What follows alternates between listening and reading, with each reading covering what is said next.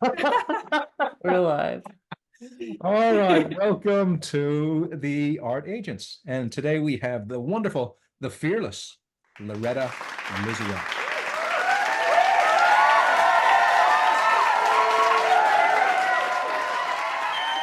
Okay, Loretta is so adventurous. She's been all over the world doing murals. And I'm going to ask lots of questions today because I don't know how Loretta does it. So, big disclaimer, Loretta was a student of mine.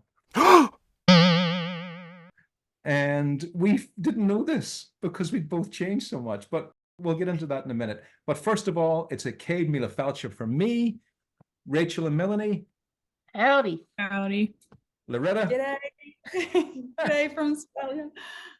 Loretta's in Whoop Whoop, Australia.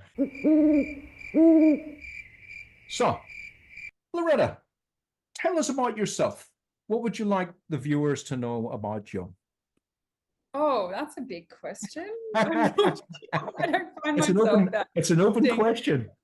I know, I don't find myself that interesting. I feel like especially of late. Of late? You know, I just kind of, I put my head down and I just work really hard. I like spending time by myself more than anything. I love my friends, but I mean, when I get my time, I feel like that drains me being with other people, and I recharge being by myself. Yeah. So we've identified two narcissists, so that's going to be good. It's true though. I really need that. And I think it's because we are, you know, when you're an artist, you're alone a lot. So you get used to that, don't you? It's not a hard call for us. We don't really, I think we get attuned to it. And then we meet a lot of people and it's great fun and everything. And then you just go, I need a little bit more of that solitude. It is for me anyway. But here's another thing as well, Loretta. I called you a muralist. I don't want to pigeonhole you at all. I just wanted to spruik the broadcast for anyone that's looking at doing murals for a living. But you also paint on canvas. I mean, that's gorgeous. Is that a couple? I'm actually working towards a solo show at the moment, and I pretty much have a month to create the bulk of the work. So I've been painting every day, like 10, 12 hours a day, between family stuff. So yeah, I feel a little bit burnt out actually. Oh yeah, and you're very fast as well. I recognize that. Incredibly fast. Yeah. I think I've learned how to be now that I have kids, because you only have, you know, sometimes 10 minutes to paint or do something. So I mean, not that fast. What's oh, I thought that's how fast you went. That's all the footage I saw.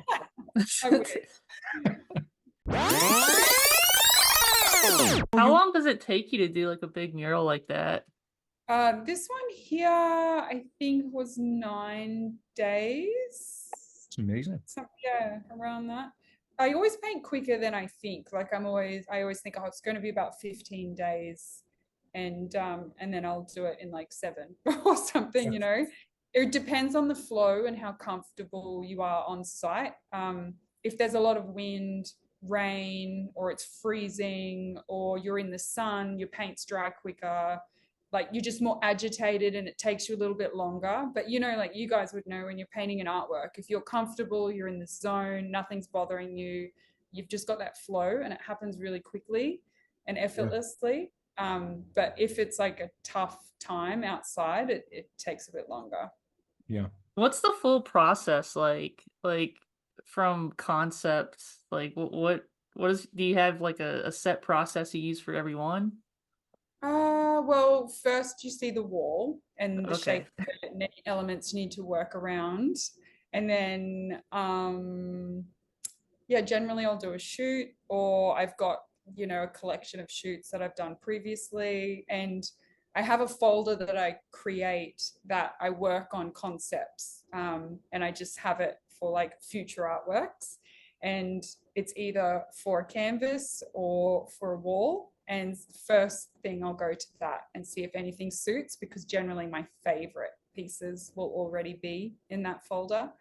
And then I'm lucky because most of my clients just trust me and say, like, you know, like your style, as long as it is mostly blue or some, you know, they'll give a few pointers that they need for it in there, and then I just get to go to town and create something.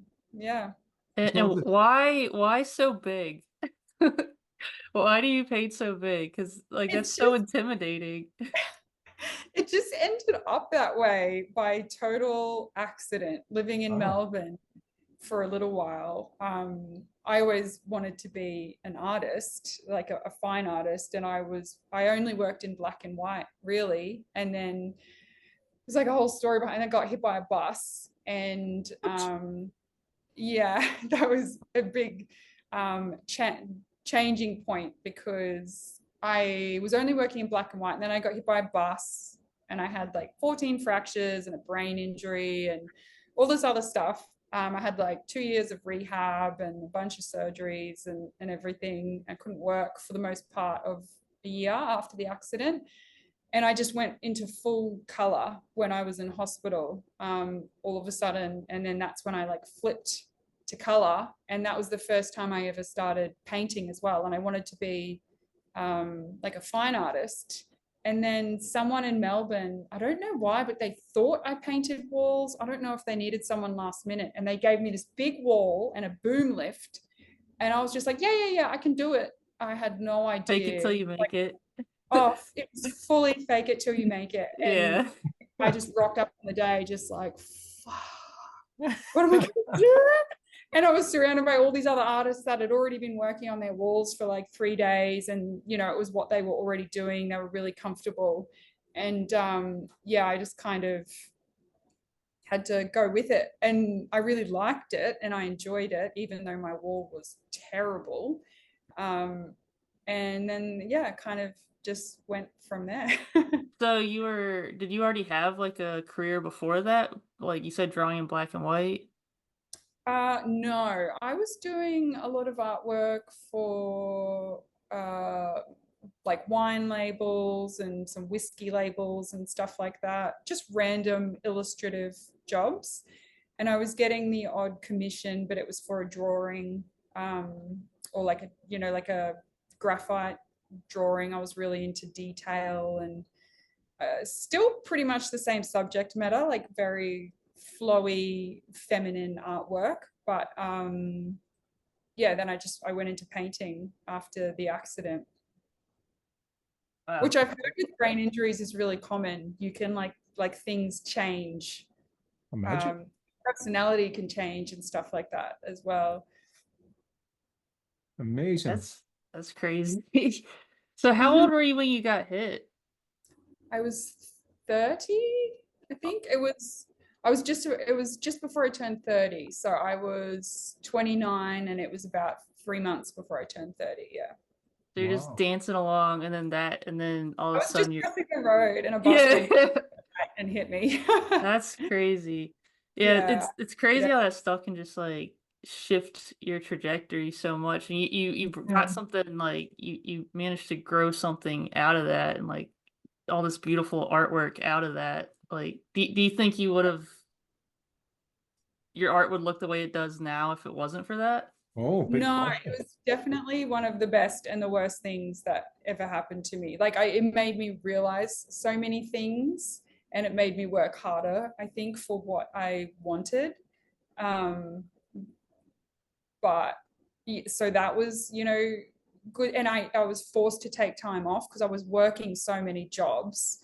Melbourne's expensive to live in, and I was working a few jobs, you know, to pay the bills and just like painting or sorry, just drawing at nighttime. And then when the accident happened, I couldn't work and it like forced me to just sit every day at my desk.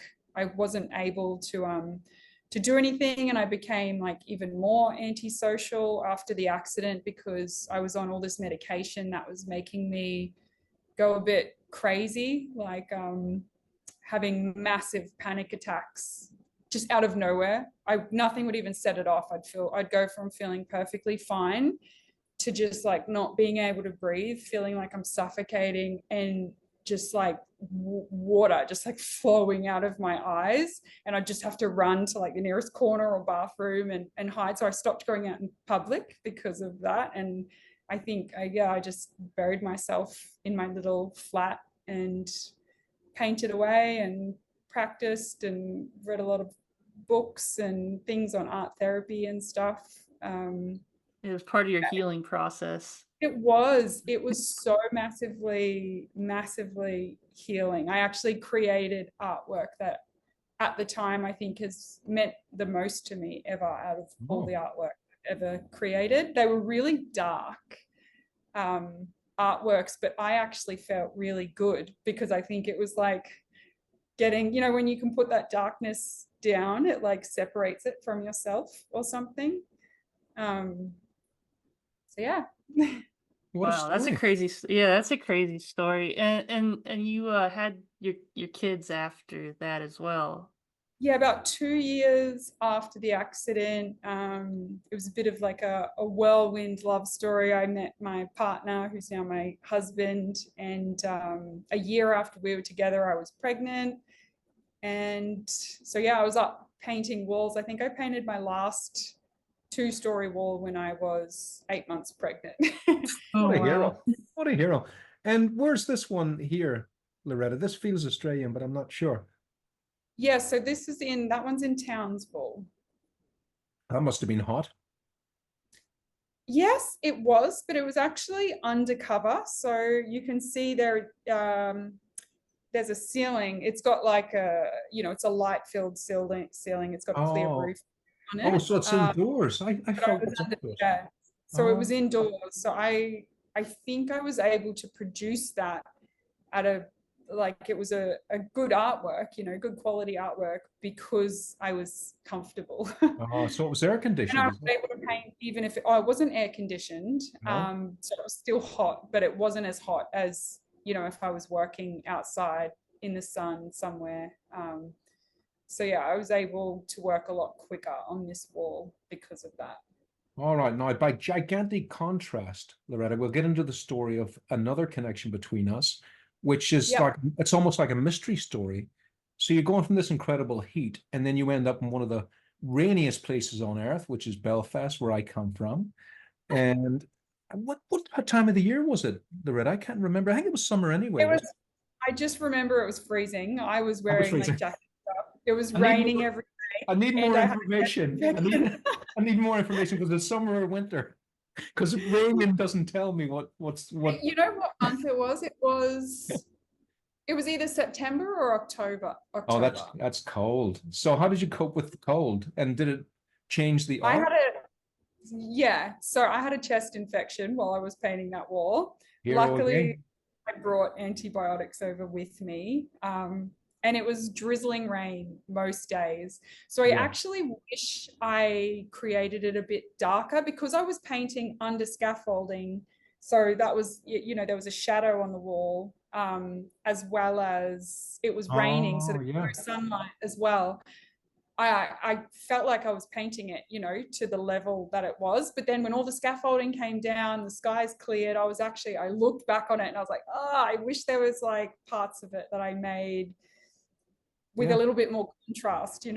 That's a really interesting thing, Loretta. I never thought about that. When we work in Yeah, our so pretty studios, we much have a painting it like in the dark. yeah. When we're in our studios, we have a light on our artworks, and that's it. But you're Yeah, working with shadows, and so that's going to affect the colors. You're going to go, what color yeah, is this when the shadow moves? That's a big yeah. So when call. the scaffolding all came down, I realized I was like, I wish there was like a few things that I could have like changed, which is why it is better to paint on a boom lift or a scissor lift because you're just painting in the natural light that the wall will be seen in. Yeah, But when you're painting on scaffolding, there's a shadow across the wall, yeah, which makes it harder. But there was no choice with this wall. We had to yeah. use And there was scaffolding. 2 trees as well. So I'll tell Yeah. the story, Loretta. You can correct me if it goes off the rails. So Okay. here we have, this is my parents' little coffee shop. And my sister called me and said that the Belfast City Council wanted a mural on the side of the wall. So just to backtrack, I come from a place that had a big conflict in it called the Troubles, which is a euphemism for a civil war. And during that time, it was really dark times. And there was murals everywhere, but they were political murals. And now with peace, they don't want that anymore. They want to bring, the sense of peace back to the world. And so the Belfast City Council have been commissioning murals all over the city to bring back that what we really were in the past, which was just a happy citizen type country. Just you always hear the Irish are very welcoming, and it's the truth. So we didn't want that dark past. And so my sister called me and said that she had, because she owns the coffee shop, says that the Belfast City Council are going to commission, can I do the painting on the side of the wall? And I said, I give Donna a hard no. I says, no, I have no, because it would have been like, Loretta, you've done better than Leonardo da Vinci. He said yes to the Last Supper, started painting a fresco, and the whole thing fell apart.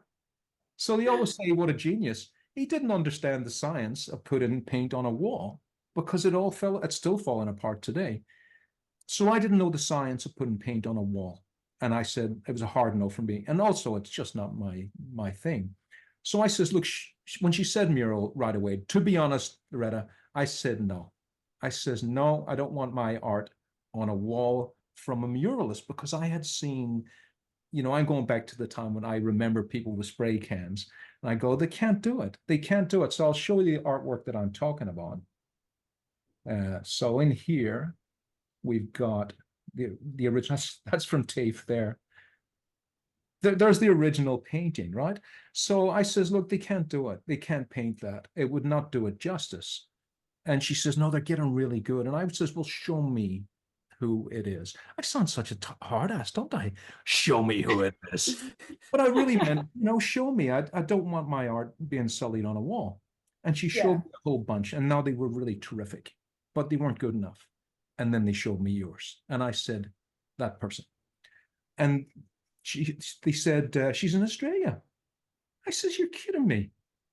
That's amazing. And then she said, I says, what city is she in Australia? At the time, you're in Whoop Whoop now. I think at the time you were in Brisbane. Is that correct?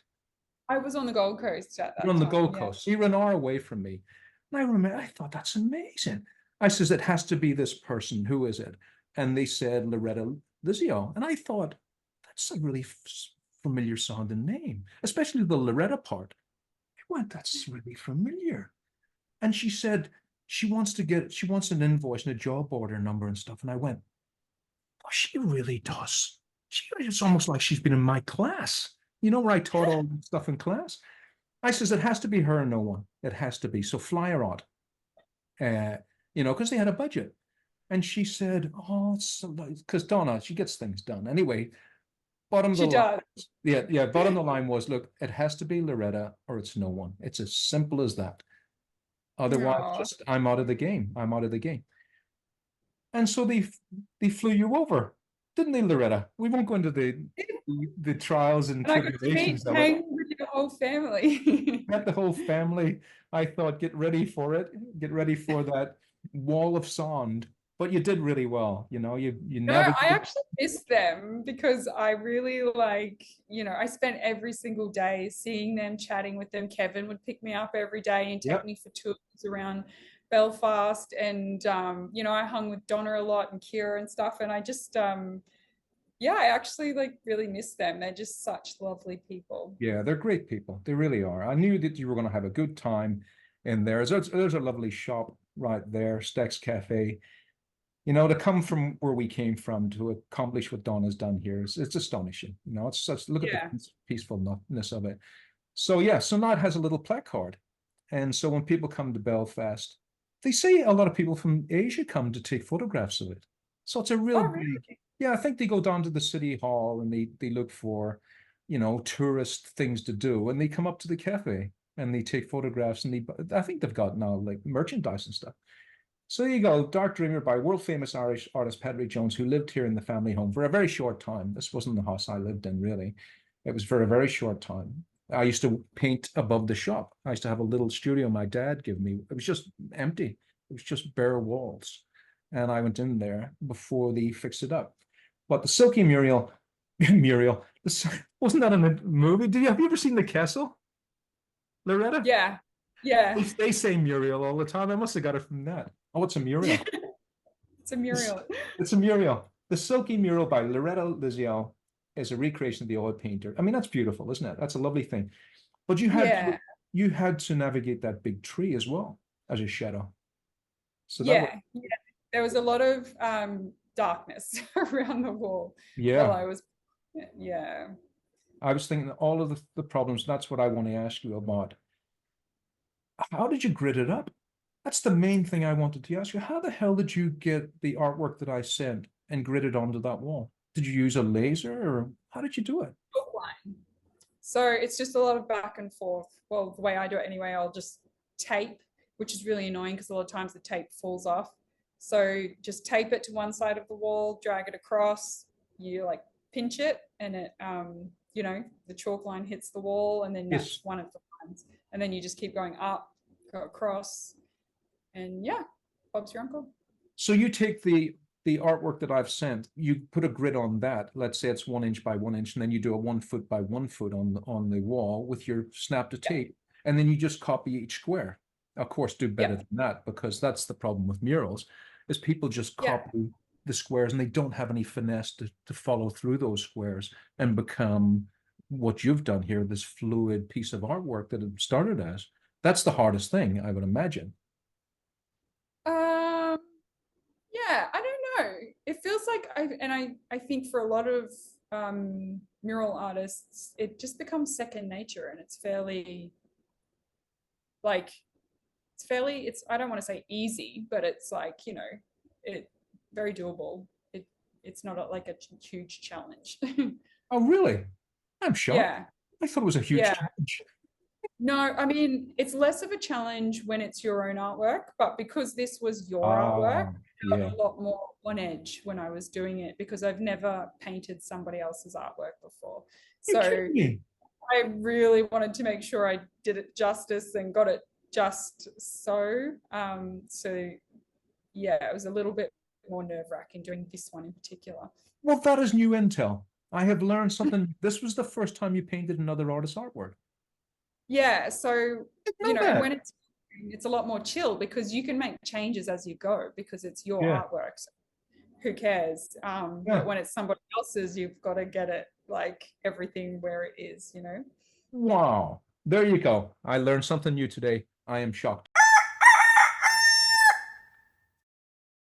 Look, I talk a lot, Loretta. I'll leave it open to questions from Rachel, Melanie, and anyone else in the room, but that's fascinating. Amazing. Yeah, I'm just that's a crazy one, like the way he lined it up with the angle, like to get her face and everything right. Yeah. Amazing. Really changed the landscape of not just I mean, like a metaphorical landscape of the shop, but also the people that I grew up with are walking past that. And there's the little shop as well. Okay, so I'll leave it open for other people Yeah, to. so we do have a question from YouTube, from Gregory Dotreb. He asks, would it be possible to see some of the wine labels that you've created, Loretta? Are on anything that anyone would recognize, or? No, so I separate my my artwork to my commercial work. So they won't be on my Instagram. They're not even on my website. I used to have them up on a website. And I'm actually going to create a separate website for all of that stuff. But no, sorry, not at the moment. I don't even have any handy on my phone because I haven't done that for so long. That was way back then. They'll be somewhere deep on my hard drive, I think. Loretta, I have a question to bounce off of that, even though I said I was going to shut up. When you've done this, so here's the difference when I paint artworks, and one of the reasons why I didn't want to do the mural either is because when I've done the artwork, I just move on to another artwork. But the thing is that artwork now hangs somewhere, and that I can, have that thing that moves around and becomes part of a cult. Like, for instance, someone in France just sold one of my paintings to another collector in the US recently, so it has provenance. It's moving between hands, which is what collectors do, and which is terrific. So this thing has a life that moves around the world, whereas the mural stays where it is. Do you, to have that kind of provenance, do you ever take the mural, because that's such a beautiful artwork, and paint it again on a canvas so that you have that kind of thing that you own this thing rather than you have to go to that city to see this thing. Do you do that? Yeah. You do? Yeah. Sometimes even the murals I've painted are from paintings that I've either great. previously done, or like currently for the show that I'm working on, 2 pieces in the show will be from walls that I've painted. Because I did the design intending for it to be for a painting, and then the wall popped up and it was perfect for it. So I ended up using it for that. But I would still really like to paint it because it's different when I get to do it in the studio and it's an oil painting and I can spend time on it. As opposed to when you have like a period of time that you can finish the wall in, and that's what you're doing. And a lot of times you're working around obstacles on the wall, like windows or pipes and stuff like that. And it's just so much more satisfying to paint it on, you know, a flat canvas in the comfort of your studio. So so I will be painting some of the walls that I've done recently onto canvas as well. Oh, so you do it in reverse sometimes. You do the wall and then you do the canvas. Well, this will be the first time I'm doing it in reverse. She's amazing. And I'm also admiring here, not only Katie, but your camera. Tell me about that camera, Loretta. It's a very expensive camera. The camera inside it and then the housing itself is just as expensive. Really good day when I finally, you know, saved up to get the camera and the housing. It was a long process. I was just using a GoPro, or at one point I paid thousands just to hire a camera for the day. And so, yeah, when I got my own, I was just so chuffed. The only hard thing is that I only get to do 1 to 2 shoots a year just because the kids are still so young, and it's been really hard to get away on passion projects that aren't jobs, you know, like a paying job. It's kind of like on a absolutely need to do basis at the moment. But things, as they get older, they just turned 4 and 6. So things are starting to free up a bit, and I'm hoping I can start doing a lot more shoots. Yeah, once they come out of kindergarten, you should be good. Yeah, yeah. And where's this, Katie? That's in Brisbane. Is it really? I thought that. That's yeah. And is that? I'm not sure where. I can go look at this then. So is this near Chinatown? No, so they've come down now. There was an outdoor gallery exhibition in Brisbane, and there were artworks like this. I think there was 4 okay, that went up around Brisbane, like all over Brisbane, and this was just one spot. So they've now come down. Sorry. Are they artworks or are they giant prints? They're giant prints of of artworks that I painted. Wow. Amazing, Loretta. So, like I say, I'm talking too much, but one of the big things about this podcast, because I'm going to leave it with the Virginians to talk more. Oh, gosh. And because we haven't heard from Melanie. Melanie, I'm going to give you a new moniker, Melanie the Demure. Melanie the Demure. I am a little bit sick today, so Oh, are you? Oh, we won't pressure you. Because what was I going to ask? Look, I've done Patrick's little funnies and I've forgotten what I was going to ask. What was it? It was so important, so the most important thing. Patrick's stories, and I blew it. What was it? I did have a question. Go ahead. So you said that your first mural project, it was kind of almost an accident that you got it. So how did you go about finding your next ones after that? Just a lot of free walls. Just so the guy who offered me that wall, Sean Hossack from Juddy Roller Agency in Melbourne, he was very helpful in the beginning of me painting walls. He had a studio in Melbourne, I think it was in Fitzroy. It's not there anymore, but it had walls on the outside that he had some studios up in there as well. That's actually where I met my now husband, who's also an artist. And we would hang out there a lot, and there would be a bunch of other artists, and we would have drinks in the street, and everyone would just like paint walls down that alleyway there, and we would all just be having fun and bouncing ideas off each other and talking shit. Like, yeah, just you know, all hanging out and having fun. And then there was a pub on the corner, so you would go there for drinks and a meal afterwards, and then all roll home whenever you wanted. It was, yeah, it was a Yeah, that sounds awesome. It fun. does Yeah, sound like a great life, doesn't it? I remember yeah, the thought. I it was a remember. really great life. Yeah, I remember the thought before I forget it again. About the art agents. So the art agents is about like we're all kind of disparate types. We're in our own little places, and we feel like we're alone. When really this is all doable. You've proved that this can be done, and we feel like it's impossible sometimes. So Loretta, it sounds like that you found your success organically, like I did as well. But obviously, the driving force was art. You're going to do art no matter what. Did you have Yeah. any kind of plan, and did it change? That's my question. And it's for artists to see how this is possible. It seems impossible, but you've made it possible. So did you have a Yeah. plan, and did it change? And was the original plan better than the organic plan? Or did they all start to come together? Big question. Well, I've never, and I still do not have a plan. I'm not much Full of a honest. plan. I've just recently been diagnosed with ADHD. Oh, So I really? think I've always been a doer, which I think I kind of find it to be a bit of like a superpower, because I just can't stop, won't stop kind of attitude. And I've always just, I've never like wanted to be anything amazing other than feeling personally like I'm growing and feeling satisfied in myself with how hard I try and what I work towards. And I had a mentor like, gosh, 15, 20 years ago now. He was the one who convinced me to go into graphic design.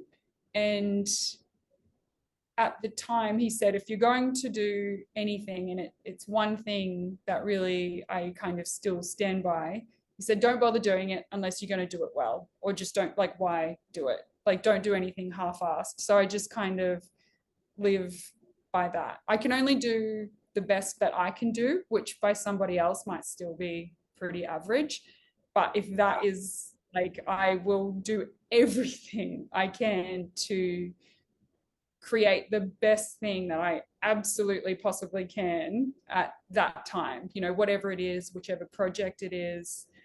You know, my husband's always telling me I get really invested in every project, no matter how small it is, whether it's a personal project or a job. And yeah, I get tunnel vision, and I just want to do the best that I can on everything. So I don't have a plan. I just want to feel satisfied in continuously growing. And I just feel like that is what makes me happy. So, Brilliant yeah. answer. Fantastic. And you know, Hmm. you said you've been diagnosed with ADHD. How did you get diagnosed? How does that happen?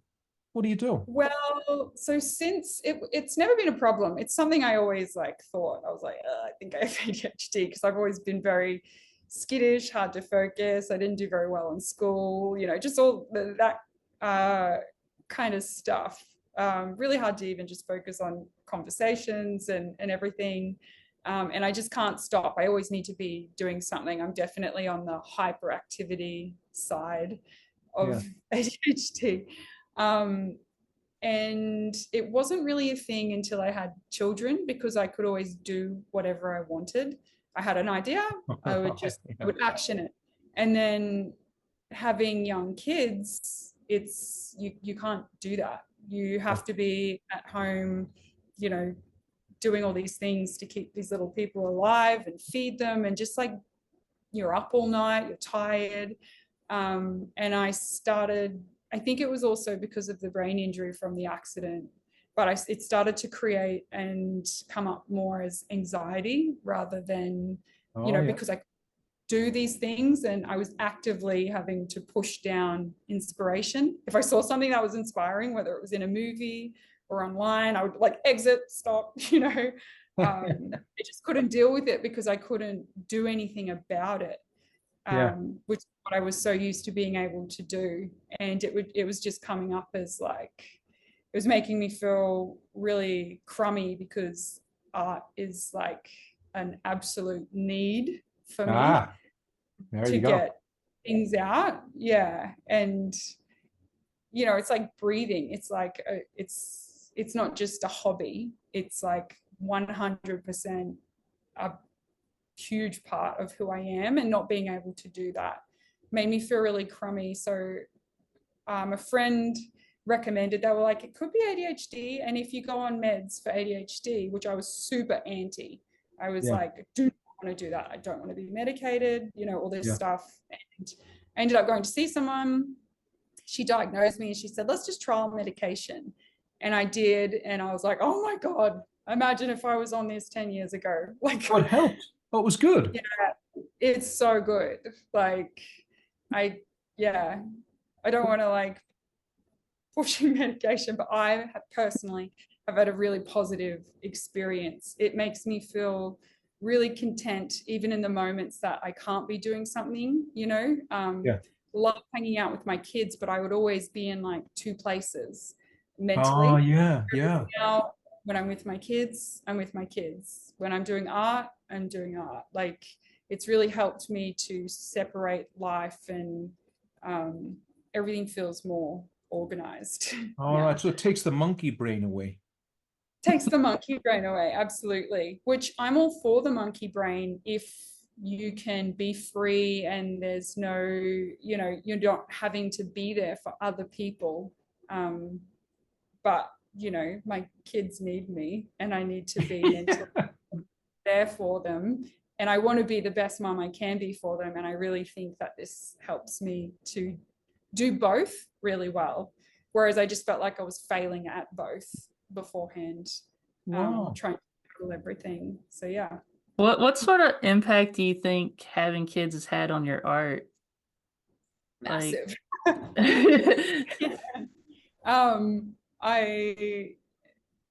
I think it's good. I think mums can do anything. Like, so many people don't want to hire a mum for jobs, you know, when they go back to the workplace or something, because I don't know, because they're a mum and they've been out of the workforce. But I think they should be the most desirable candidates, because we learn to work under so much pressure. I think that's why I can paint so fast now, and my ideas seem clearer and more to the point, because I can't fuck around. Like, there's no time to dabble in this or prepare. I used to like make myself a coffee or have a red wine and read some poetry and put some music on. Like, no, it's just get in there, do it. Like, you know, and I think it's made me a better artist for sure. And yeah, I'm really loving what do your kids think about your art? Do they see it? They love it? I've got this card here I keep it on my desk. My daughter is really, both kids are really into art, but my oldest is like more understanding of what I do, just because she's older. But she like made me this card. This is me up on like a scaffold. I don't know if you can see it properly. I'm on a standing scaffold painting a mermaid. And then awesome. She's got two mum from Lottie, and that's a paint palette with two little paint brushes on there. And she goes to school and like tells all her friends, like, my mum's painting a woman on a wall. And just, yeah, that seems very rewarding. So it's like, it's the most rewarding thing being a mum, and I've got two girls, so I really feel, I don't know if it's because they're girls, but I'm just so like connected to them. We love all the same things. They're my two little best friends. So yeah. Could you hold it up again, Loretta, so they can get a shout out? Yeah, can get a shout out. Shout out to Lottie. Wonderful. Beautiful. We'll see if we can get their Instagram handle below the screen. I thought of starting her on Instagram, because some of that, she goes, when she was 2, she did this drawing of like a woman standing by a fire, and the fire had all the different lights. She was coloring the hair in, and she left this patch there. And I was like, Lottie, you didn't get the whole thing. She goes, no, that's where the light is hitting her hair, so I need to change the shade of brown. And I was just like, what?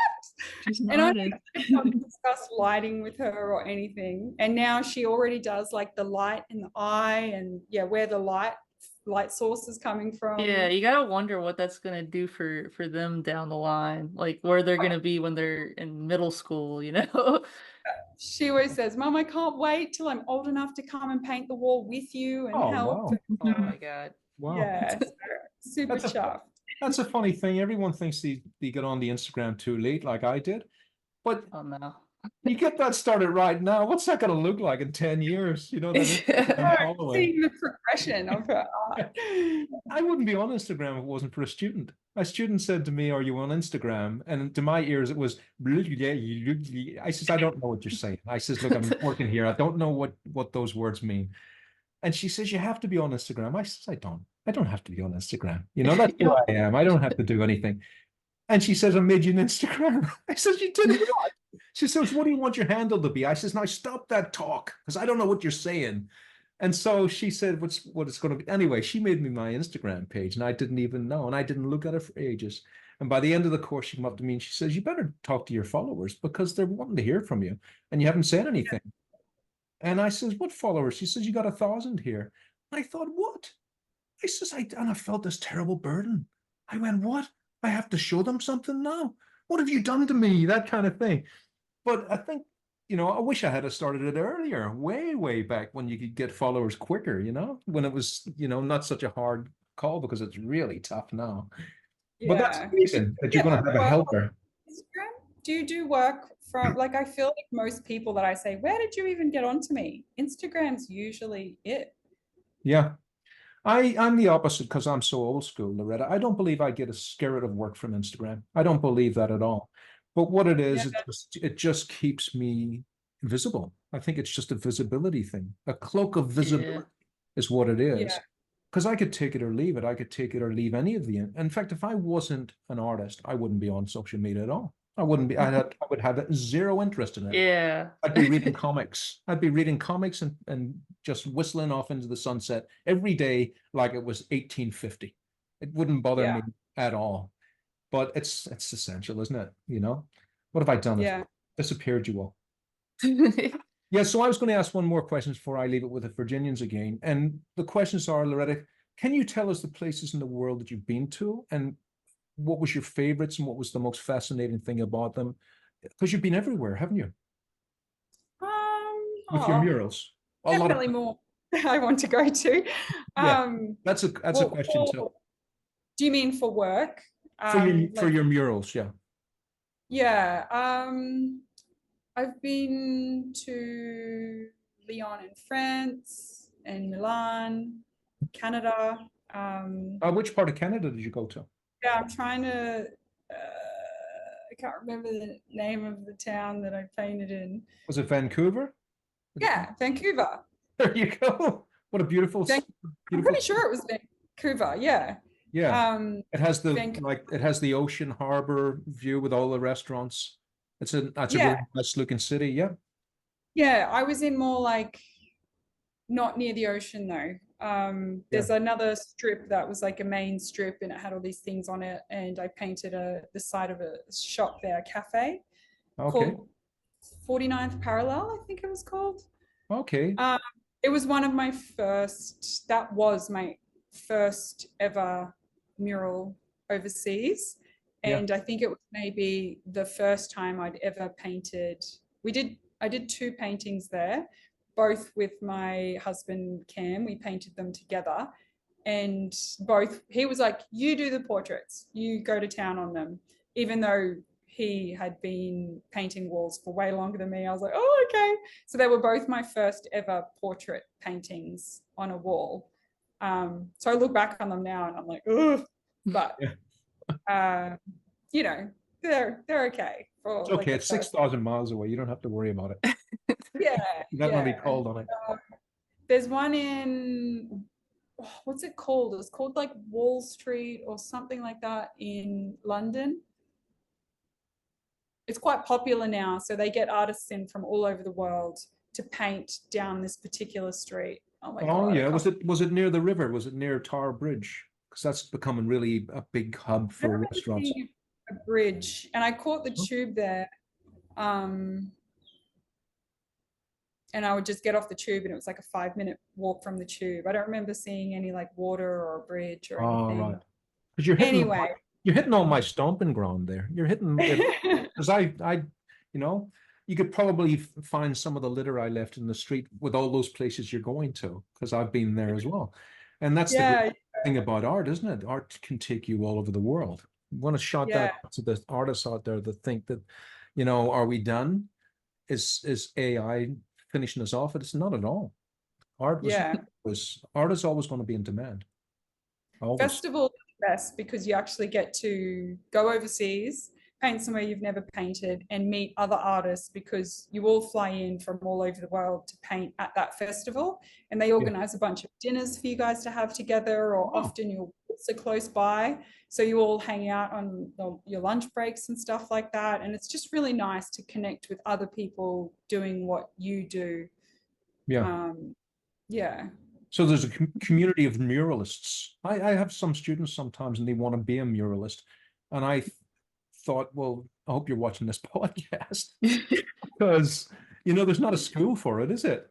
There's not. No, you just have to get out there and do it. And a lot of it is for free. I mean, like everything, that's what every artist does, you know, except you're working in the studio or whatever, and you're creating work, putting it out there into the world, and you just hope that someone sees it, likes it, and wants to hire you for a job. And it's the same with walls. So, yeah. Excellent. Like I say, I talk too much. Rachel, Melanie, it's you It's guys. great. There's one question from the YouTube.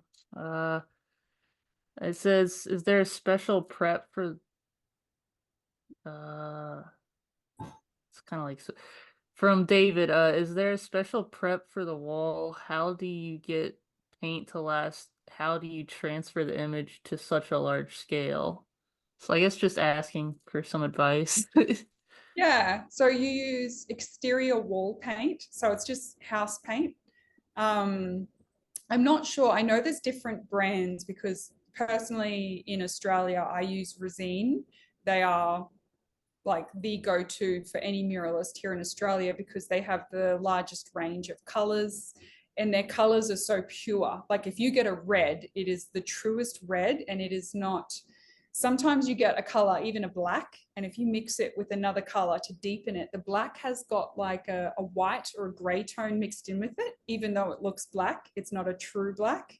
And it makes the color all funky. Whereas Resine, you get these two colors, you mix them and you just get another true color of that, you know, like it, and it's durable, it's UV resistant, like all those things. So yeah, exterior house paint. I use Resine here, but I don't know what brands they have overseas that are really good for that. I can't remember what I used in Belfast. And then, yeah, you just get your design, the wall measurements, and like we were discussing before, you do a grid. You measure, so if you're 10 squares across and 10 squares up on your artwork, you just measure the wall to make sure that you get 10 squares across and 10 squares up and make sure that it matches. Sometimes you need to add some on the ends or whatever. It's harder and more difficult to do those measurements if you're going over divots, but you'll figure it out as you go. This Easy as that. is great. So easy. Yeah. I'm getting a whole new appreciation for mural art. I did one mural one time and Thank you, Rachel. yeah, and it's a weird story, but I it kind of like stumbled into it by accident. I didn't know what I was doing and it was a festival, so I was like I had 3 days to put this thing up on the wall and I didn't even know I was supposed to prime the wall first. I didn't clean it or nothing. I just started painting it. I saw like other people setting up with projectors and stuff. I was like, I wasn't prepared. And then on top of that, there's just a crowd of thousands of people watching me do it while I was doing it. It's a whole different ball game. Yeah. And then ever since that, I was like, man, I hate murals. But now I'm like, that was the wrong attitude. That was the wrong attitude to have. I actually didn't love. It was a love-hate relationship. I get what you're saying. There was a lot that made me think, is this worth the effort? Like, I just don't know. Like, I just want to go back and paint in the studio. I get that. But I think once you get a handle on it and you grasp some like other little aspects, it can be really fun. There's certainly still the walls that are miserable for whatever reason. But I think what people don't see when you're painting a wall, like some people can get judgmental of different walls that you might see by different people and think, oh, you know, that's a bit like not done very well or something. But what you don't see for every artist that's painting on that wall is for that time period that they were given. And usually there is like, you know, you've only got 5 days or 3 days or most of the time, not enough time to create whatever it is you need to create. So you're doing it in a hustle. You might miss some of those days because it's pouring rain, or you need to paint in the rain, which makes some of it run. Or you're painting in the blistering sun, so you feel like your head is about to explode from like heat, you know, and stuff. Like there's just all these things that come with it that hinder how well you can finish it. And when your 5 days is up, it's up because the boom's getting picked up or whatever's happening. And so, yeah, whenever you look at an artwork that's on a wall, you just need to maybe give it some like, oh, I wonder what elements they were fighting when they did this and how long they had to do it, and stuff like that, because there's a whole bunch of issues that come with every wall. Every wall has them and it's different every time. But that's also what makes it really fun, because you just work on the fly. Yeah. Like one of the things about being an artist, you're just sitting down at a desk all day. And especially if you're a hyperactive type of person, you don't like doing that. But this is like you're out, you're moving, you're doing these giant things out in the sun and getting weathered a little bit. and that's great. I think that's Do awesome. you have people come by and talk with you while you're painting? Oh, all the time. And sometimes it's really nice and sometimes it's a pain in the ass. So a lot of artists will wear headphones. I have noise cancelling headphones that, you know, it helps you to get in the zone as well. You know, you just put your music on and you focus, because if people are stopping you all day, you never, you know, get into that flow. Headphones. Yeah, but it's definitely nice to talk to the people and you really become part of the, like that little community wherever you're painting. Sometimes people will bring you coffees and snacks and stuff like that. Yeah, it's really nice. Loretta, is this you from TAFE times? No, that would have been within, that was probably 5 or 6 years after TAFE, maybe. All right. Now you look familiar. Now you look familiar. You know how we were talking about earlier, how do we remember ourselves from going back in time? Now you look familiar there. Well, I didn't have glasses then, and I was also nearly 20 years younger, so there's that. Yes, time flying past. What's this over here? Oh, I just tried my hand at some clay work. Just tried my hand. Look how brilliant it is. Oh, it's terrible. I would love to get into sculpture and working with clay, but it is bloody hard. Like, and I'm already just trying to wrap my head around painting still. So yeah, there's just not really been time to jump back into that. This was pre-kids, when I had a lot of time to just be at home and experiment. The humbleness is amazing. And it's always the thing with artists too, they have this almost imposter syndrome. I remember saying to a guy once, I says, I really think I'm getting the grasp of this oil painting. And by that point, I'd already published 5 books out of London. And he says to me, if you don't know about oil painting, nobody does.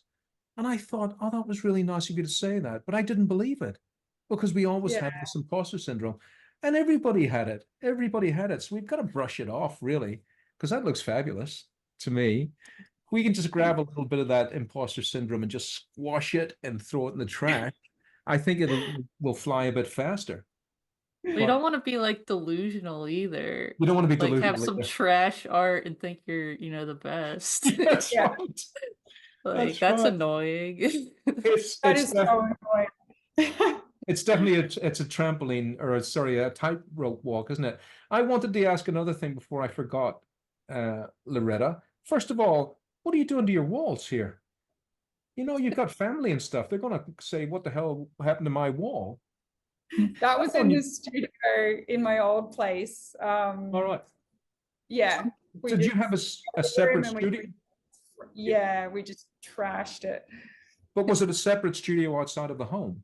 You had the No, beauty of it was, we specifically bought that house because it had a huge room that was meant to be like a kid's rumpus room or something. All right. And This was that in Mel. This was, sorry, Loretta. It's just a satellite. Was it in Melbourne? No, so this was on the Gold Coast, All and right. then we've moved again. And so this current place, so I've got wood tacked to the walls and stuff here to do my paintings on, because the only workspace is the garage. All So right. look at all the junk beside me right now. There's a four-wheeler parked right beside me. That's like a Only in sword. Australia. Only in Australia. Look, there's a four-wheeler parked next to me. I'll jump on that. I've been my For the husband's been Jews. making me make all the frames for my show. So he's Yeah. made like 20 for me. He's amazing. So that's why there's like a saw and everything all set up there. Yeah, so this is my current workspace. It's been a tough space to work in. And you're at But it again. You're at it again, right? Is that the wall behind you again with paint on it? Yeah, this is not the wall, so that I didn't get it on the wall here. Yeah.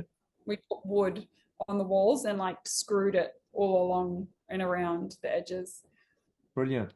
Yeah, because it's reminding me of what can happen to an artist. If you ever look at Francis Bacon's studio, Oh yeah. it's like walking into hell. It's just paint everywhere, and you can see where his hand is just moved out of the room. It's all over his door frame, you know. There's just paint everywhere, and it's all over That's him Yeah. as well. Yeah, it's It's a always all nightmare. over me and all over everything around me. I'm like the messiest artist. Yeah, and that beautiful house. I mean, that's a really beautiful house. You know, Oh no, so that's the house. That was my studio space in Melbourne at the time. that's what I was going to ask. It looks, because remember, anyone watching this, guys, all the information is below to follow Loretta and Rachel and Melanie and myself. But there's a documentary that I meant to keep in my monkey brain. You did a documentary. How can we see that? Oh, so that is, I think it's on YouTube. It's like 2-minute short documentaries of getting like a compact thing. It was sponsored by Toyota and Virgin Airlines, Wow. and I think Bad Faith Films filmed it, and it was creative people from around Australia. So there was me as an artist. I think they had a horse therapist or something as A part horse of it. therapist. I can't wait Another for that. people doing like things out of the norm and giving their short story in a nutshell. And it's a 2-minute documentary for each person. Yeah, it's something really short with snippets from their life, and like a lot of like talk to camera stuff about. But it's not why for you do ADHD. It's not for ADHD people. Like a 2-minute documentary to me is bizarre. I know. Well, maybe it is. People have short attention spans these days. That's I think. astonishing. Well, I'm gonna Yeah. look. I'll have to look at that. So Bad Faith is the VR doesn't matter. Bad Faith is what we're looking for on YouTube. Yeah. Yeah, I think if you look them in, or if you just look up, what was it called? It had like a name. I'm just looking on the thing to see if it says there was a name. If you just look up like Loretta Lizzio Bad Faith film or something like that, it'll probably come up. Look at you just doing it on the spot. Who am I? Who am I? It's Oh definitely. no, just the art agents came up. Got to separate that. Yeah. So it did. Yeah. Well, that's good. At least the algorithm works. Is this it here? No, none of those ones. Oh, we watched that too. And this is you again. Yeah, so that's when I went to Europe with Element Eden. They sponsored me to go over there and do a tour, and they threw these launch parties, and I did like a whole clothing collection with them with my artwork on t-shirts and dresses and stuff. And that's why this is named the Fearless Loretta Lizzio episode. Look at the fearlessness right here. And what have we got? I didn't know you were so visible all over YouTube. So we'll have to look at all of these. Loretta, look how great that type is as well. Fantastic. No, Chasing it's none you. of this. I don't know how. Maybe it's been taken down because it's fairly old. I did a watch release as well with a company called The Fifth.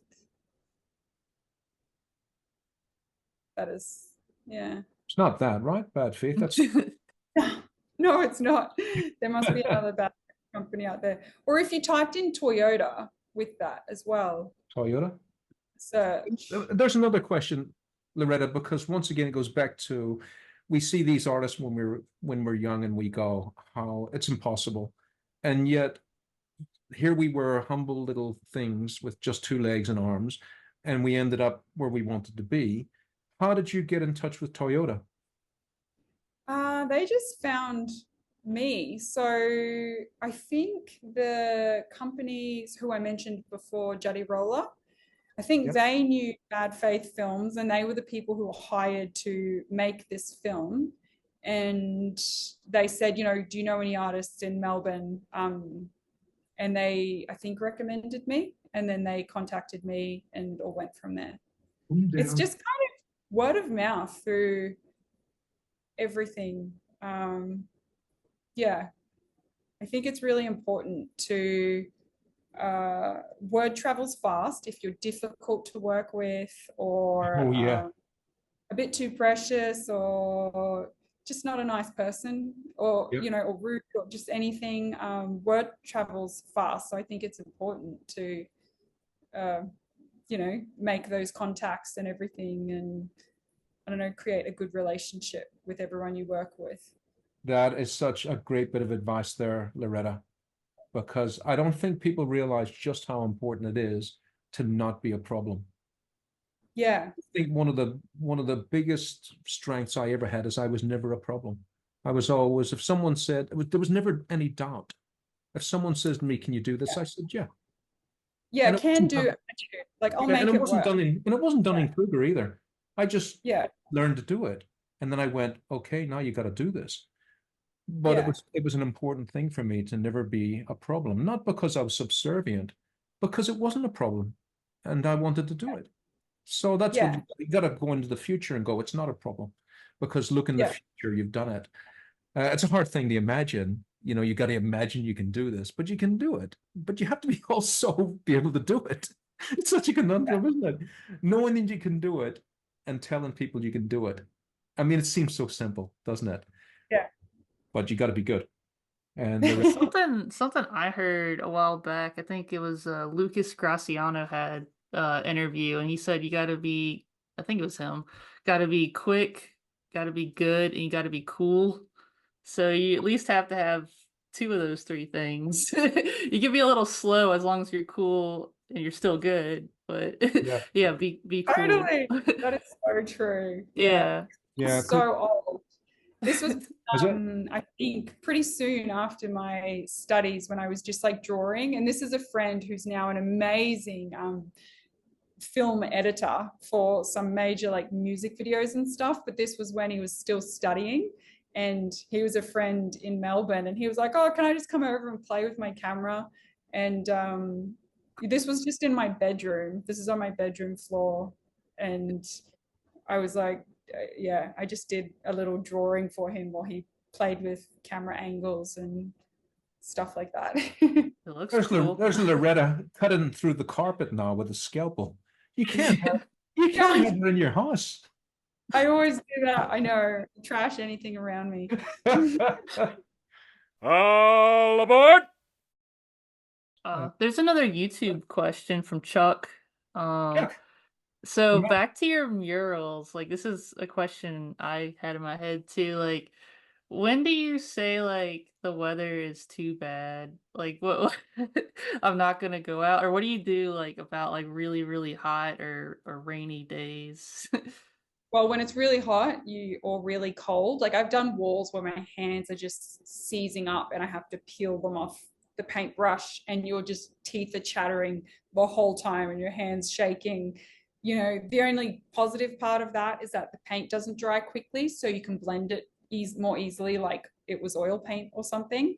When it's hot, the paint just dries like instantly, but you still just need to work through it, and you have to paint like your life depends on it. Like especially since I use brush, if you use aerosol, you're fine, pretty much. Oh, You can really? even paint fairly wet with aerosol, but using brush, there's a lot more things that come into play. I think wind, if you're an aerosol artist, would be an issue, like Oh, high yeah. winds, because it's not going to hit the wall the same. But yeah, even like when I'm painting, I use a lot of how you would do glazes, I guess, with oil paint. I do a lot of that on walls to get the hue that I want. So when there's high winds, if I'm painting and I've got like a really watered down color because I'm doing like a hue over the top of one section or something, it just literally blows off my brush and across the wall. And then maybe across the portrait you've just painted, you have paint splatters that go all the way across it. So you always have a water bucket on there, and you literally just throw water at the wall or spray the wall down so that it drips down the wall or something. But I'd say if it's pouring rain, that's pretty much, even if it's sprinkling, you get out there and you're painting. But Yeah. if it's pouring rain, or if the winds are too high to be up in a boom because it sways too much, when the winds get above a certain knot, yeah, high winds and rain is the only time you wouldn't paint. Yeah. And nature's like a trickster, isn't it? Like every time I go out to spray some fixative, let's have a big wind at that exact moment. It always seems to happen at that exact Yeah. moment. Is this a joke? Is this a joke? I'll come in and see if I can trick it. And it goes quiet, and I go out and the big wind comes. So Yeah. at the mercy of the elements must be the toughest thing of all for this. I love this one, by the way, Loretta. So I did a bit of monkey brain there. I love this. Did you have this as a finished artwork on a canvas before you put it on the wall? No, I did this for this specific wall just before I went over there. This is in St. Petersburg in Florida. There you go, Florida. But tell me this, Loretta. You must have had surely a color study or something to begin this on the wall, no? Get No, on and it's here. because what is hard is when you travel, the paint's different. So you don't know what a good paint is overseas, and you just have to trust whoever you're working with, like whoever's organizing the wall overseas. You just need to ask them, can you go into a paint store, tell them what the paint's being used for, and get me a color chart of their best outdoor paint with like Unbelievable. a nice range. And a lot of times, so like even for this wall particularly, I was given like a brand of paint, and I looked up their color range to do my paint order prior to getting there, and it's different to what you see. So like I ordered a turquoise blue, and it was this really flat, dull, almost gray blue, but you just have to work with what you've got and kind of put it in there because there's no time. I did this wall, which was pretty huge, I finished it in about 6.5 days. You are And it was- unbelievable. That's amazing. It was 6.5 hot. It was days. hot in Florida. That's why I've got 2 umbrellas over the top of me, because my brain was cooking. Loretta, I thought I was fast. I remember painting a picture in a day or so in a studio, and a guy came by and he says, "You painted that today?" I says, "Yeah." He says, "I'd just be getting the paints out." You know, for different artists, it's a whole big thing. You know, they procrastinate, they spend a week, okay, I'm ready to go, I'm ready to go. Oh no, it's time to stop. That kind of thing, and they never get going. 6 days. You must have had a sketch though, right? Yeah. So I had a sketch that I wanted to do, and I like a digital. I do everything digitally Do you? before There's I news. paint it. Yeah. Wow. So that helps. But before I lose the thought, I've lost it. No, I've got it back again. I've got it back again. When I was working in screen printing, for instance, it was another expense for one more color. And so for 4 color, Yeah. it was this expense, and then 5 colors. Is that what you're talking about? Like if you wanted 5 tubs, you'd have Yes. to pick a tub. You can't just, yeah. Yeah, you need to see, like, if you have, you know, a group of specific colors that you need, you order maybe a couple of primary colors plus whatever other colors you need, and you just have to know that you can make the color you need out of what you've got. Yeah. And got specific colors, because there are some colors you can't just make out of the primaries that you really need. Yeah, of course, purples and blues. Yeah. So you need to get that fine line between like minimal as possible paint, because paint is really expensive these days. Yeah, and it's it really really expensive. Yeah. So as minimal paint as possible, so that you can get as many colors as you need out of it. And for you kiddies that don't know the stuff that went on in the past, how much complication there was and how much expense there was in things. If you get your Kellogg's cornflake box and you peel back the inside, there's a 4-color chart in there that was used for the printing, and there's an extra color there, which is the red for the little rooster's waddle. Yeah. And so Kellogg's, because they have a huge budget, went with 5-color printing instead of 4. So that's why I was asking. So it's almost going like back to the CMYK days where, money bags, let's have a specific extra pot of paint here, and you have to budget that. So that's the nuts and bolts that I wanted to bring to the fore here, that you have to work with all the time, Loretta. That's a lot of stuff. That's a lot of learning process as you go. Yeah, but once you learn it, it's just like it's there. It's just part of the job, and it's no drama, you know. No drama, can do. The fearless Loretta Lizzio. That's almost like ending the podcast, but we can't do that because Melanie, I think it is, has a question that I stole. Well, no, that was a great question, and it was kind of related, but not as good as yours. But it's from we're getting a lot of YouTube questions. Go ahead. Sandra from North Carolina, she says, when you design a project, either indoor or outdoor, do you take into consideration the environmental light for picking your color palette? Oh. Yes. So sometimes there might be a street lamp in a certain position or something like that, and you'll try and incorporate that into the artwork of where the light is hitting the face, because at nighttime when that street lamp's on, you don't want the light to be on the other side, and the wall needs to make sense in its environment. Like some people who paint walls will paint in the sky on like the edging to like match it on a sunny day, or if there's trees that have speckled light across it, you know, and you're painting an underwater figure, you can use that as the light, as extra light in the figure of the way you tilt the face for where it hits it. Or, you know, that's the fun part about it's like a collaboration with the environment as well. So it makes it more fun. It's like that Mr. Squiggle or something, but with a wall, because you have to bend it around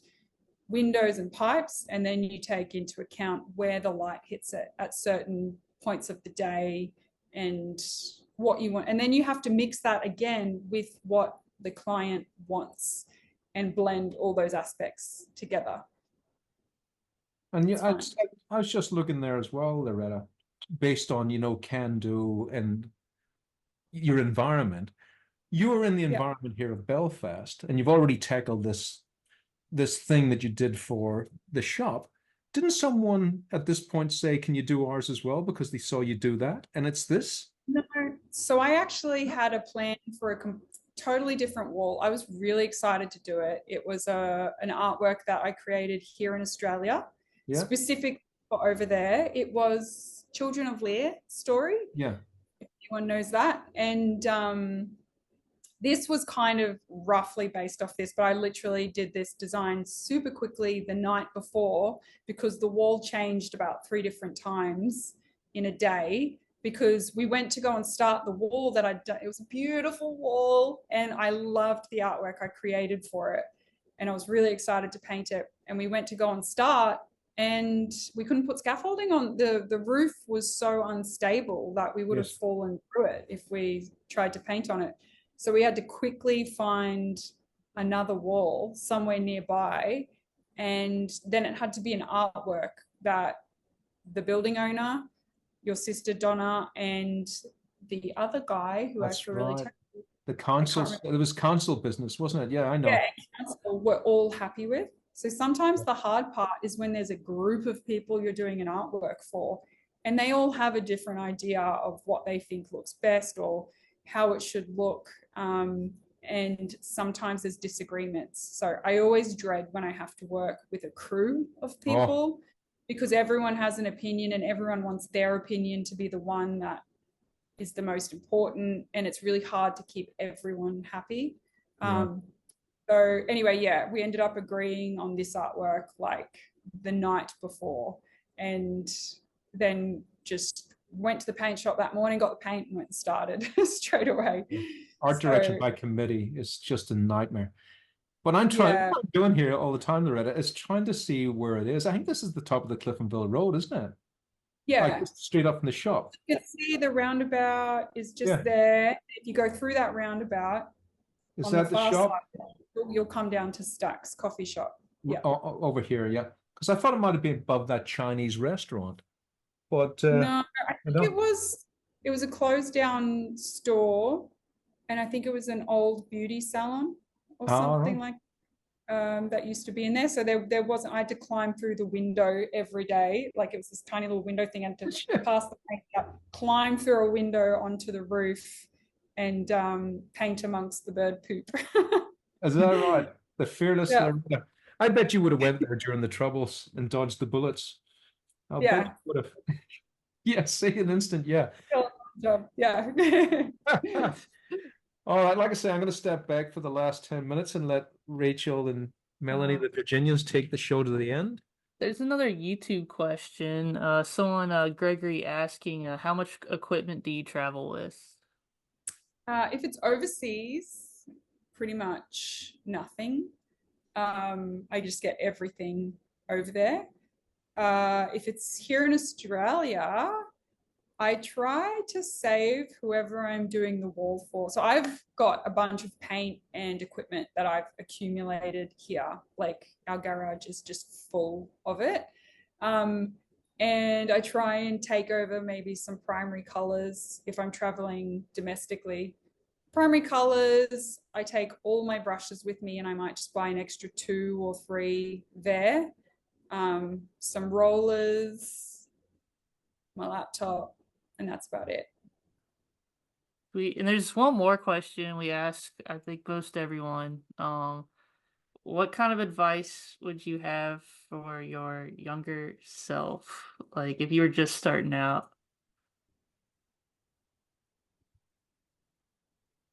That's a good question. I'm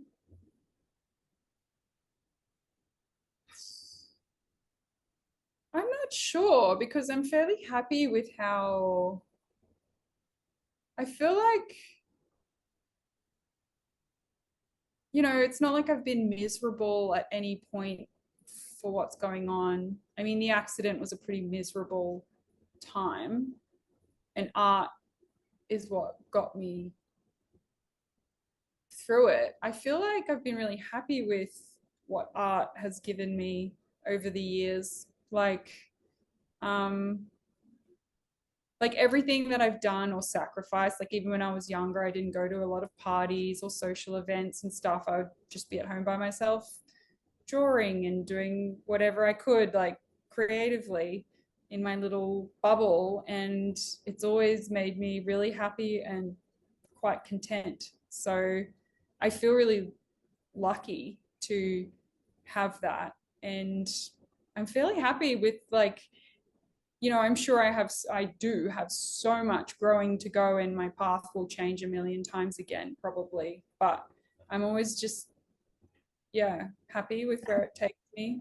I don't know. You have a lot of gratitude. I don't know if it would change anything. Like even the tough times, you know, I feel like they're there and you learn something that you wouldn't have learned otherwise. You know, even like the really shitty times, like I've had really bad experiences with some galleries with like a show that I had there or something like that. But it's all just learning experiences that I think every artist needs anyway. Can you expand on that, Loretta? Can you expand on the problem you had with the gallery, if you can talk about it, and how you resolved it? Yeah, like I won't name any names, but it's just you know, and I've spoken to other artists who have had the same thing. The gallery might take them for a bit of a ride. And when you're a beginner, you're willing to take that, you know, you pay so much for framing and all the materials and the hundreds and hundreds of hours that you put into the work. Yeah. To show there. And then a lot of times it's your contacts that end up buying the work anyway. So I'm unsure of what the gallery brought. And then they take like 3/4 of your takings, Yeah. you know, and for what you feel like they didn't like promote it like they promised, and all these things that, you know, what they were taking should have, and you just feel a bit robbed and a little bit violated because you put so much heart into a show, and it's so nerve-wracking having a show because it's personal body of work that you've created that really means something to you, and it's hard enough to put it out there to be judged and everything like that, and then to have the person or the company that was meant to be supporting you the most in that time kind of just walk all over you, it can feel really yucky. So I think it just teaches you to stand your ground and know your worth at the same time, you know, of what you should or shouldn't stand for, or take, sorry. But like, yeah, I think everyone has had those kind of experiences. Yeah. In some way, like not necessarily with a gallery, maybe an organization or a buyer who things went sour with or something. I've never had that.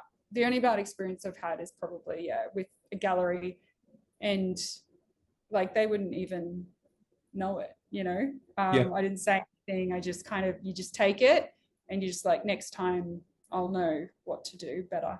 Yeah, I didn't want to be a Debbie Downer, but there's a cautionary tale there, and galleries always get my ears pricked up. Sometimes you get a great experience. Sometimes, like I had a great experience with the gallery in Jonathan Lavine in New York. Just brilliant, absolutely wonderful people.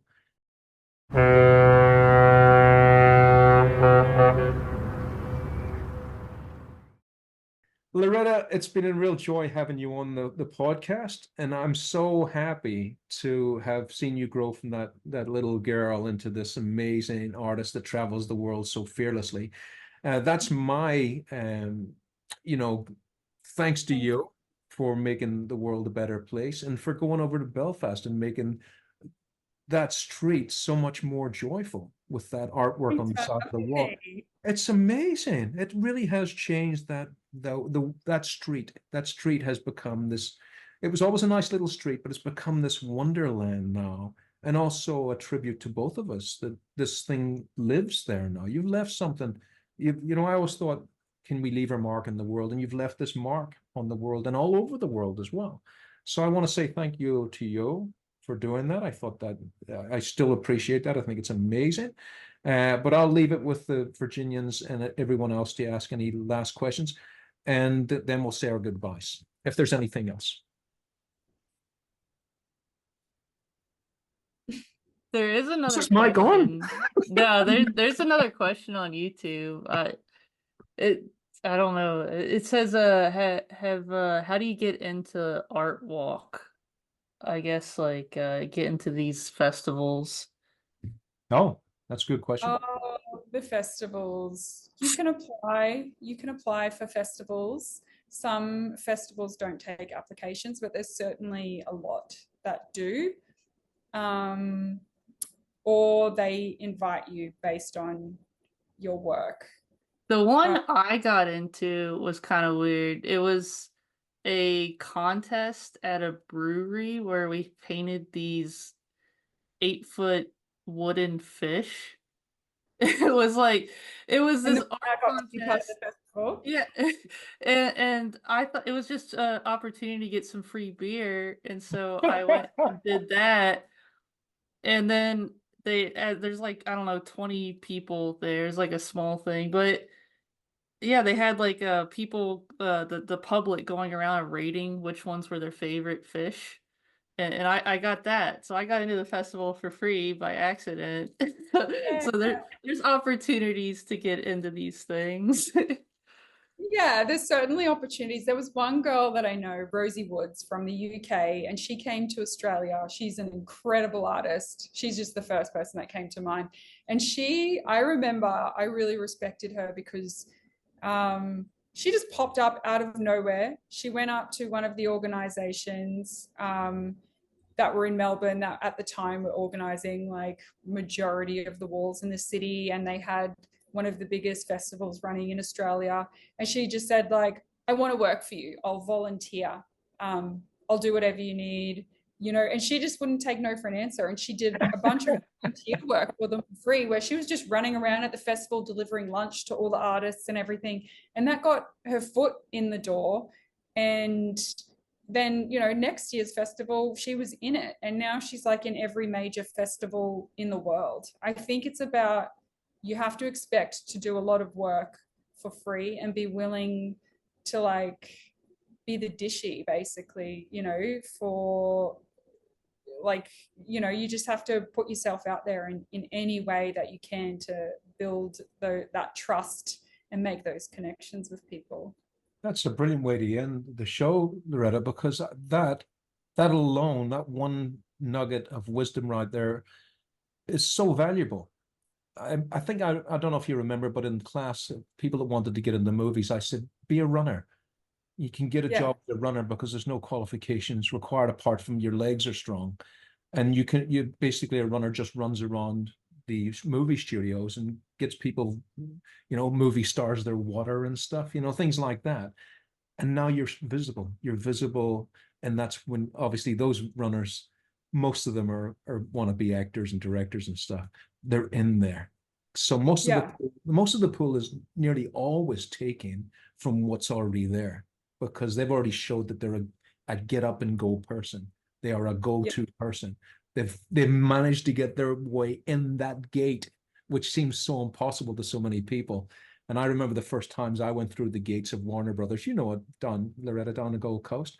The first time I drew through there with a pass, and I drove through there, I went, nice one, Patrick, you did it. You're in the gates. And once you're in the gates, nothing can stop you, really, unless you're a drunk. Yeah. Unless you go and biff someone. Asshole or something. Yeah, that's right. So you got to be a good person too. You got to be a nice Everyone person. will be like, "Oh my god, Patrick's coming! Turn away." Irish drunk's coming to knock our lights on. All right, Loretta. Now, if you hang around with us just when I end the podcast here, just hang around and we'll say our own goodbyes. But for now, as we started the show with our traditional greetings, and so for me, like the Virginians have got their goodbye. Loretta, I'm trying to think, in Australia, what is a goodbye? You know, it's a goodbye that's not really a goodbye. Like in Ireland, it's sláinte, it means good health. What do you say in Australia for a goodbye? See ya. See ya. That's it. See ya. See, it is see ya, isn't it? Yeah. All right. So from me, it's sláinte. From Loretta. See ya. From the Virginians. See y'all later. It's the same. See y'all.